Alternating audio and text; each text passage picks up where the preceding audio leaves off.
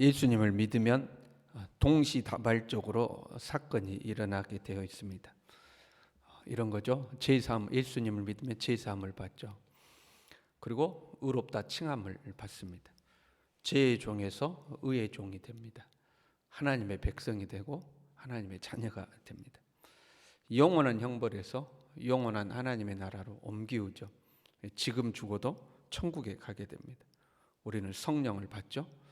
예수님은 영으로 내 안에 함께 계십니다.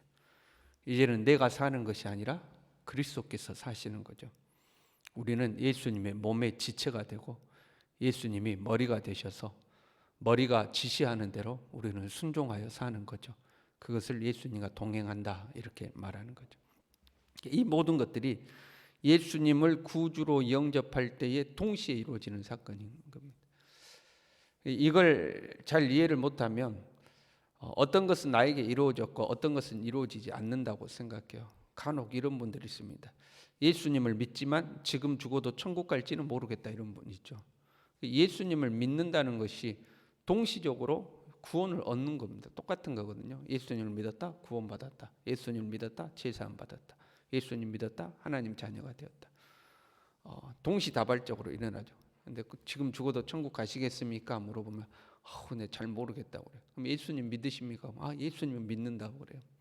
이게 똑같은 거거든요. 예수님 믿는 거나 구원받은 거나 죽어 천국 간다 다 똑같은 거죠. 그럼에도 불구하고 이 모든 것들을 다 경험하지 못하는 것 같아요. 예수님을 믿는다 그것과 같은 사건인데 그걸 경험하지 못하는 거죠. 그 중에 제일 경험하지 못하는 것이 예수님과 동행하는 겁니다. 그러니까 예수님 믿으십니까? 아멘. 지금 죽어도 천국 가시겠습니까? 아멘. 여기까지는데요. 그러면 지금 예수님이 당신과 동행하십니까? 그것도 되는 것 같아요.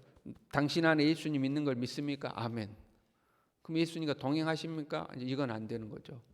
예수님과 동행한다는 것이 머리 대신 예수님이 나에게 원하는 대로 내가 순종하여 사는 삶이잖아요. 이제는 내가 사는 것 아니요 내 안에 그리스도께서 사시는 삶이잖아요.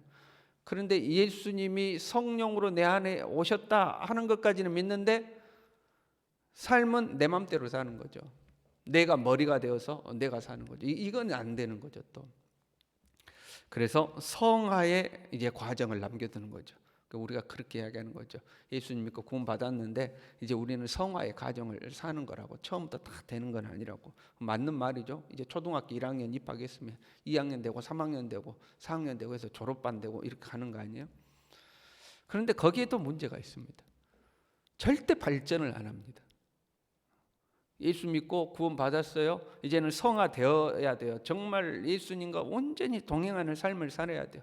내 안에 그리스도께서 사시며 주님이 마치 내 옆에 있는 것처럼 나와 함께 사는 것처럼 그렇게 살아가야 돼요.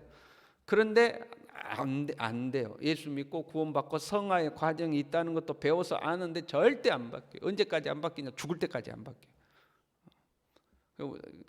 왜 안 바뀌냐?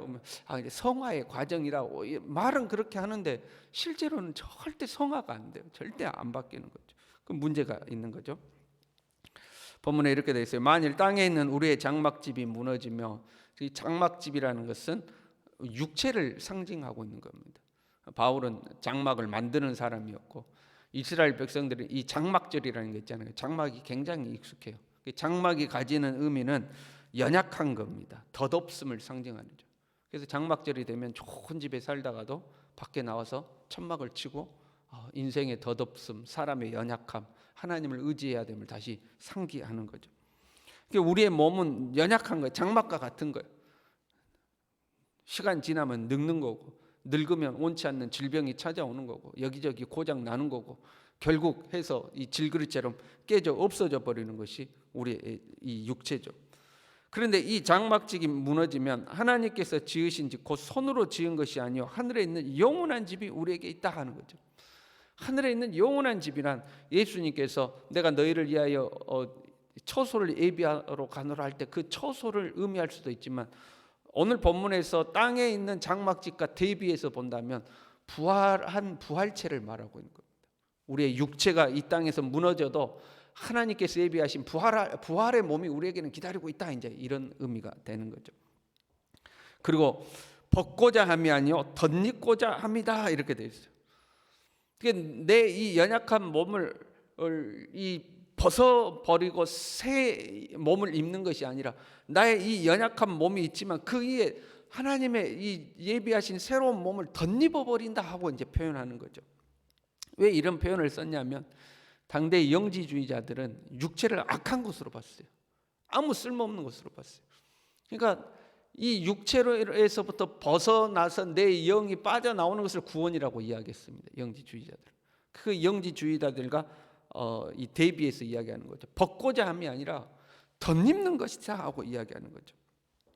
그 덧입는다는 것은 생명에 죽을 것이 생명에 삼킨 바 된다, 이렇게 돼 있어요. 아주 중요한 표현이에요. 죽을 것이 생명에 삼키어지는 거죠. 우리가 죄를 끊고 하나님께 오는 게 아니에요. 죄가 있는 모습 그대로 하나님께로 와서 하나님의 생명에 우리를 삼켜버리는 겁니다. 우리의 것은 그대로 있는데 위에 하나님의 옷을 덧입어 주는 거죠. 연약함을 해결하고 나서 하나님께 오는 것이 아니라 연약한 채로 하나님 앞에 오면 하나님의 은혜와 생명과 능력으로 우리를 덧입혀 주는 거죠. 삼켜버리는 거죠. 우리는 온전해서 하나님께 나온 것이 아니라 부족하기 때문에, 연약하기 때문에 하나님께 나오는 거예요.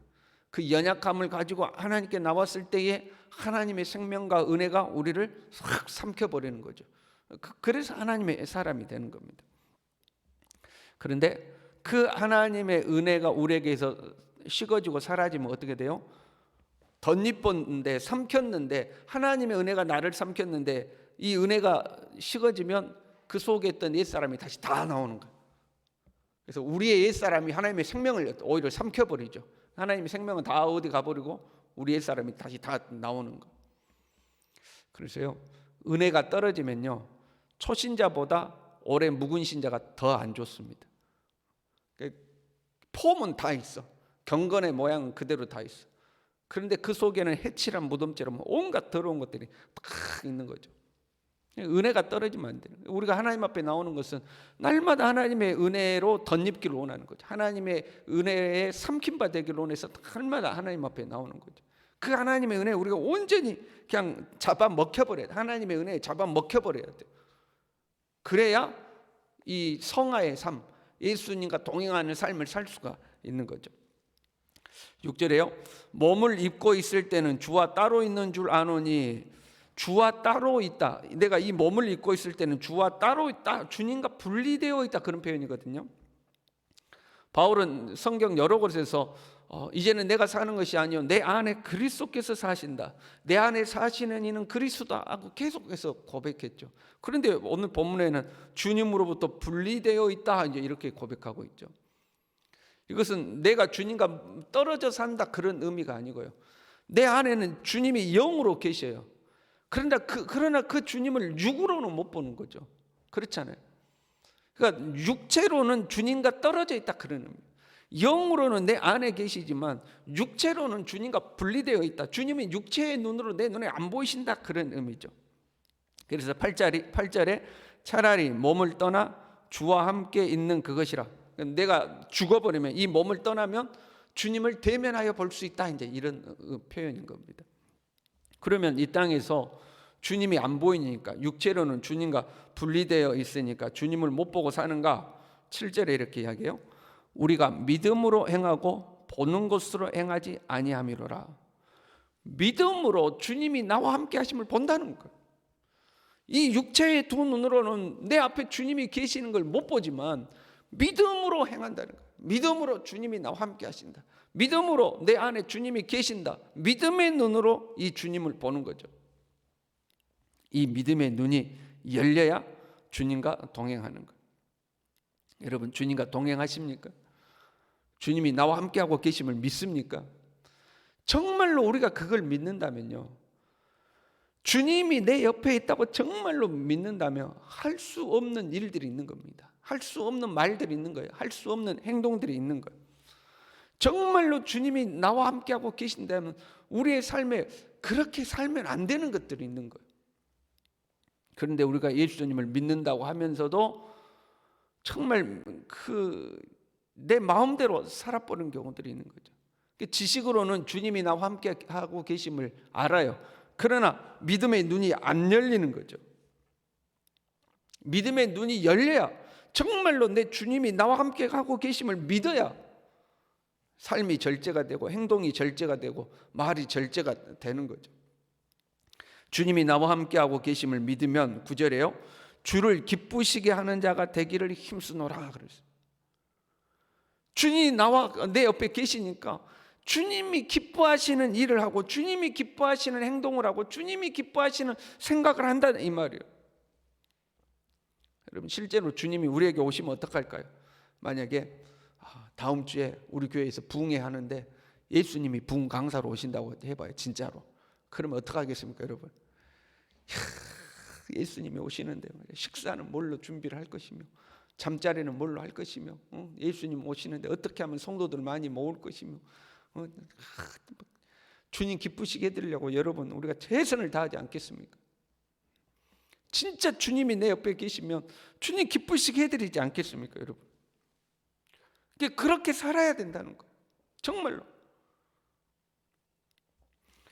우리에게 어떤 손님이 왔어요. 타 지역에서 우리에게 손님이 왔어요. 우리가 최선을 다해서 그분을 잘 모셨어요. 그분이 불편하지 않도록 최선을 다해서 잘 모셨어요. 그분이 흡족했어요. 정말 고맙다고 있는 동안 편하게 정말 대접 잘 받고 간다고 기쁘게 하고 갔어요. 얼마 시간 지나가지고 이제 우리가 그 사람이 있는 지역에 방문하게 되었어요. 그럼 그 사람이 우리를 어떻게 대하겠어요? 아이고 어서 오시라고 그러면서 우리를 잘 대하겠죠. 10절에 이렇게 되어 있어요. 우리가 다 반드시 그리스도의 심판대 앞에 나타나게 되어, 반드시라는 표현을 쓰거든요. 반드시 그리스도의 심판대 앞에 나타나게 되어 각각 선악간에 그 몸으로 행한 것을 따라 받으려 함이라. 이 땅에 우리가 살면서 주님 기쁘시게 해드렸어요. 주님 잘 모셨어요. 주님, 내가 이렇게 하면 주님 기쁘시겠습니까? 주님, 내가 이렇게 행동하면 주님이 즐거우시겠습니까? 해서 주님 잘 모셨어요. 그러면 우리가 그리스도의 심판대 앞에 섰을 때에 주님도 우리에게 그렇게 대하신다는 거예요. 선으로 대하시는 거예요. 그런데 우리가 이 땅에 살면서 주님을 불쾌하게 만들었어요. 기분 나쁘게 만들었어요. 주님이 옆에 계시는데도 무시하고 주님이 나에게 말씀하시는데도 듣지 않고 그냥 내 마음대로 살았어. 주님 불쾌하게 만들었어요. 그러면 우리가 주님의 심판대 앞에 섰을 때 우리도 그런 대우를 받는다는 거예요. 온갖 못된 짓 해서 주님이 그것을 볼 때마다 불쾌하셨어. 그러면 주님의 심판대 앞에 서면 주님이 우리를 그거 책망하지 않겠냐는 거죠. 반드시 그리스도의 심판대 앞에 서서 우리의 몸으로 행한 모든 일을 선악간에 심판을 받는다는 거예요. 우리의 이 몸을 입고 있는 동안 사는 동안 했던 모든 것들을 선악간에 심판받는 거죠. 여러분, 우리는 예수님을 믿죠? 뭐 두말할 것 없죠. 우리는 예수님을 믿어요. 그 예수님을 믿으면 주님이 나와 함께하고 계시는 거예요. 지금 이 시간에도 내 안에 나와 함께하고 계시는 거예요. 내가 원하든 원하지 않든 주님이 나와 함께하고 계시는 거예요. 나 그거 몰랐어요. 주님이 나와 함께하고 계시는지 모르고 내 마음대로 살았네요. 그것이 더 민망한 거예요. 여러분, 그렇지 않습니까? 여러분이 어떤 일을 하는데 죄가 있다는 걸 모르고 막 했어요. 그런데 봤더니 목사님이 탁 봤으니까 아이고 민망해라 그러는 거 아니에요. 더 민망한 거예요. 그 주님이 나와 함께하고 계시면, 예수님을 믿으면 당연한 거죠. 여러분, 주님이 나와 함께하고 계심을 인식하며 살 수 있기를 바랍니다. 그 주님을 기쁘시게 해드리며 살 수 있기를 바랍니다. 오늘 하루를 사는 동안도 어디를 가서 무엇을 하든지 주님은 나와 함께하고 계시는데 주님 이러시면 기쁘시겠습니까? 이러시면 즐거우시겠습니까? 그 주님을 인식하고 믿음으로 살아가는 우리 모두 될 수 있기를 바랍니다. 기도하겠습니다.